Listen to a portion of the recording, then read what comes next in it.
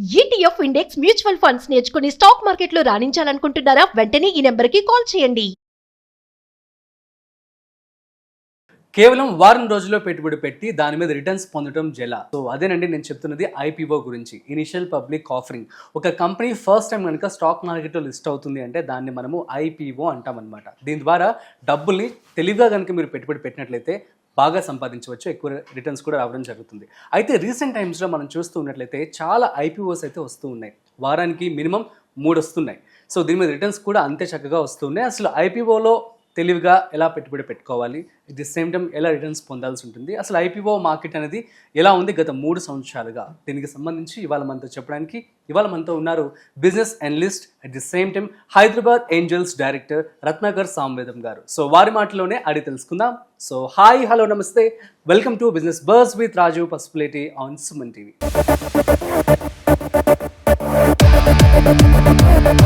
Hi sir, నమస్తే.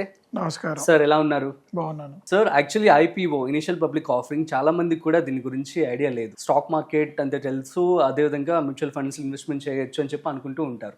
అసలు IPO market అనేది ఎలా వర్క్ అవుతుంది? ఇప్పుడు ఇండియాలో క్యాపిటల్ రేస్ చేయాలి అంటే బిజినెస్ పెట్టినప్పుడు పాతకాలంలో ఏం చేశారంటే ఒక ఫ్రెండ్ దగ్గరికి వెళ్ళటం, ఒకళ్ళు అప్పు ఇచ్చేవాళ్ళు ఉంటే ఇల్లు తాకట్టు పెట్టి అప్పు తీసుకొచ్చి బిజినెస్ చేసేవాళ్ళు. అవును. ఇప్పుడు ఈ స్టార్టప్ కల్చర్ వచ్చిన తర్వాత ఇన్వెస్టర్స్ అనేవాళ్ళు వచ్చారు, ఇన్వెస్ట్ చేస్తున్నారు, వెళ్తున్నారు. అవును.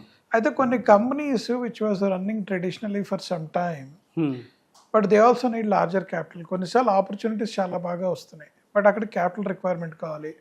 కొంతమంది డెట్ ఫ్రీ అవుదాం, ఎంతకాలం ఈ అప్పులు కట్టుకుంటూ రన్ చేద్దాం, ఇలాంటి గొడవలన్నీ ఉన్నాయి అందరికి కూడా. సో ఇప్పుడు ఏమైందంటే stock market has become a good opportunity to raise funds, అవును, టు క్లోజ్ ద ట్రాన్సాక్షన్. దానికి రీజన్ ఏంటంటే మోడీ గారు వచ్చిన తర్వాత, అంటే whether you want give credit to existing government or not, across the world అందరు మాట్లాడుకుంది ఏంటంటే ఇండియాలో వెల్త్ పెరిగింది.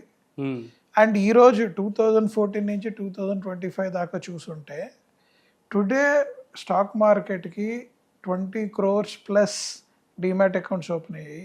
FIIs, DIIs are the largest investors in the stock market.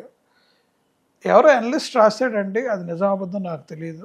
10,000 stocks, active stocks play చేయడానికి స్టాక్ మార్కెట్లో డబ్బులు ఉన్నాయి, బట్ మార్కెట్లో ప్లే అవుతుంది 4,000 స్టాక్స్. ఇంకా 6,000 ఉన్నాయి మనకి. ఆపర్చునిటీ ఫర్ 6,000 అంటే money is keep growing, opportunity to growth is there, it is not there అనే పాయింట్ ఏం లేదు. ఓకే. ఎందుకంటే చిన్న చిన్న పల్లెటూరులో కూడా జనాలు స్టాక్ మార్కెట్లో ఇన్వెస్ట్ చేయాలని Angel broke, Groww, Zerodha, Anand Rathi, Motilal Oswal అందరూ వెళ్ళిపోయారు కదా, లోపలికి వెళ్ళిపోయారు. అసలు పల్లెటూరులో కూడా పెట్టేస్తున్నారు స్టాక్ మార్కెట్లో, మీకు తెలుసో లేదో, వాడికి తెలిసినా తెలియకపోయినా ఏదో ఉందని పెడుతున్నారు. So the money on the stock market has grown well. అయితే దీన్ని కొన్ని companies which are really doing well, they are coming in the market and raising money. For example రీసెంట్గా మన Hyderabad based Vijaya diagnostic stocks వచ్చాయండి.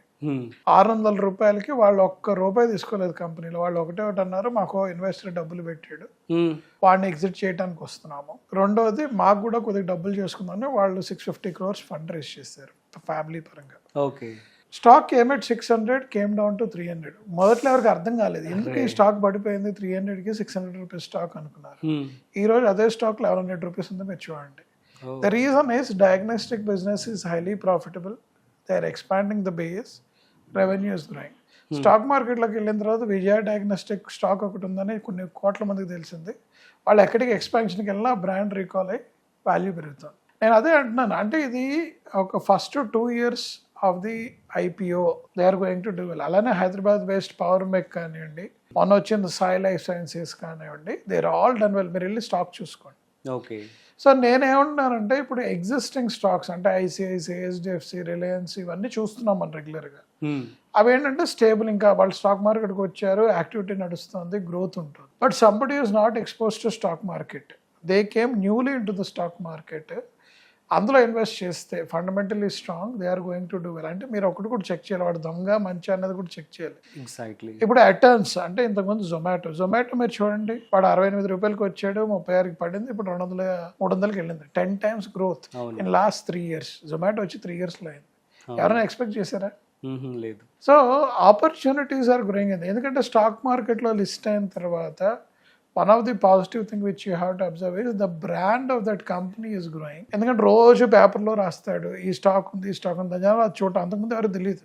ఆబ్వియస్లీ ఒక brand promotion లాగా అనుకోవచ్చు. Example మీ Suman TV list అయింది, ఎంతకాలం సుమన్ టీవీ కొంతమందికి తెలుసు, రేపొద్దు లిస్ట్ అవుతే ఎవడో ఒక అనలిస్ట్ సుమన్ టీవీ ఎంత గ్రో అవుతుంది, వాళ్ళకి ఎంత వ్యూస్ పెరిగాయి, బట్ రెగ్యులర్గా రాస్తూ ఉంటారు అనలిస్టులు, పనే ఉంది అదే పని మా అందరికి కూడా.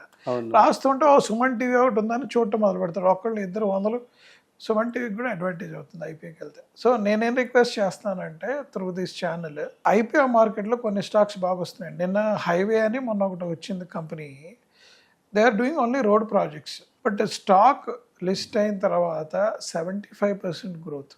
అంటే విత్ ఇన్ 3 days మీరు 100 రూపాయలు పెడితే 175 రూపాయలు అయింది. అంతకుముందు ఎన్ఎస్డిఎల్ 800 రూపాయలు స్టాక్ లిస్ట్ అయింది, 1300కి వెళ్ళింది, అంటే ఆల్మోస్ట్ 60% గ్రోత్. ఈ ఆపర్చునిటీస్ పెరుగుతున్నాయండి. ఇది పెరిగినప్పుడు మీరు పెరగంగానే అమ్మేసుకొని బయటికి రావడం అనేది వెరీ ఇంపార్టెంట్. కొన్ని stocks fundamentally strong, you have to read analyst news, తెలుగులో వస్తుంది. ఇవాళ ChatGPT వచ్చిన తర్వాత you can translate, it will also speak to you what is good or bad. మీరు కొన్ని స్టాక్స్ చదవండి, they are going to do well. ఇప్పుడు Blue Stone jewellery అని ఇప్పుడు నడుస్తుంది మార్కెట్లో, there are little bit positive news on that, you can invest. నేను అంటున్నాను మరీ ఉన్న ఎగ్జిస్టింగ్ స్టాక్స్ ఇన్వెస్ట్ చేసి పెరుగుతుందా తగ్గుతుందా అనుకోకుండా ఇలాంటి స్టాక్స్లో కూడా ఇన్వెస్ట్ చేయండి అని అంటున్నాను. సో ఏదైనా సెక్టార్స్, ఇందాక మీరు డయాగ్నోస్టిక్ అనేది ఎప్పటికీ బాగుంటుంది, సో కాబట్టి అందులో ఇన్వెస్ట్మెంట్ చేసిన వాళ్ళకి చాలా పాజిటివిటీగా రిజల్ట్స్ రావడం జరిగింది. సో ఇంకేమైనా అదర్ సెక్టర్స్ ఈ సెలెక్ట్ చేసుకుంటే బెటర్ అని చెప్పి మీరు ఏమైనా సజెస్ట్ చేస్తారా? సో ఇప్పుడు who are not exposed to US as on today, ఎందుకంటే యూఎస్ తారీఫ్ 50% వేయటం వలన ఏం జరుగుతుంది, 50% వేయటం వల్ల డిమాండ్ సప్లై ఇష్యూ. ఎకనామిక్స్లో మనం చదివింది, రేట్ పెరిగితే కాంట్రాస్ట్ అవుతుంది డిమాండ్, కాంట్రాస్ట్ అవుతే గ్రోత్ తగ్గుతుంది, గ్రోత్ తగ్గితే స్టాక్ మార్కెట్లో ప్రైస్ తగ్గుతుంది. అవును, అందుకని యుఎస్ ఎక్స్పోజ్ అయిన స్టాక్స్ వద్దు ఓకే అని క్లియర్గా చెప్తున్నారు వీళ్ళు. ఇండియన్ స్టాక్స్ కన్జ్యూమర్కి ఎవరికైతే ఉంటున్నాయో అవన్నీ they are doing well, infrastructure ఏవైతే ఉన్నాయో అవన్నీ they are doing well. So ఇలాంటి స్టాక్స్ మీరు ఐడెంటిఫై చేసి ఇన్వెస్ట్. నిన్న ఒక న్యూస్ వచ్చింది, మయంత్ర ఐ థింక్ టెక్స్టైల్. ఇంతకుముందు ఆయన వెడ్డింగ్ అనేది చాలా important section, you have to wear wedding dress అని ప్రమోట్ చేసి బరాక్ గోయింది. ఆ కంపెనీ లిస్ట్ అయ్యి share has went 10 times more అంట. ఇప్పుడు షేర్ పడుతుంది, ఎందుకంటే న్యూ ఏజ్ మొన్న రాసిన very interesting article by analyst ఏంటంటే, న్యూ ఏజ్ జెన్జీస్ అంటున్నారు వీళ్ళందరూ. జెన్జీస్ అంటే less than 30 years of age. They don't want to have fat weddings. They said simple wedding with 50 people is good. Exactly sir. So recent times అందరూ కూడా ఇదే అనుకుంటూ ఉన్నారు, trend మారింది, జనరేషన్ మారింది అని చెప్పి. ఇదే ఒక ఎగ్జాంపుల్ ఏమో కదా. కరెక్ట్. సో ఐపీఓ గురించి చాలా చక్కగా చెప్పారు. మనం రెగ్యులర్గా కూడా ఐపీఓస్ గురించి, సో బెస్ట్ ఏంటో, అసలు ప్రెసెంట్ లిస్ట్ ఏంటో కూడా మనం తెలిపే ప్రయత్నం అయితే చేద్దాం. సో గైస్, అర్థమైంది కదా, ఐపీఓ అంటే మీకు చాలా షార్ట్ టైంలోనే ఎక్కువ రిటర్న్స్ వస్తుంది. కాకపోతే మీరు కంపెనీ యొక్క ఫండమెంటల్స్ అన్ని కూడా చూస్ చేసుకొని మీరు పెట్టుబడి పెట్టుకోవాల్సి ఉంటుంది. సో మరొక ఇంట్రెస్టింగ్ కాంటెంట్తో మళ్ళీ కలుద్దాం. అంతవరకు చూస్తూనే ఉండండి Suman TV. This is Rajeev signing off. Video నచ్చినట్లయితే like, share and subscribe. Thanks for watching.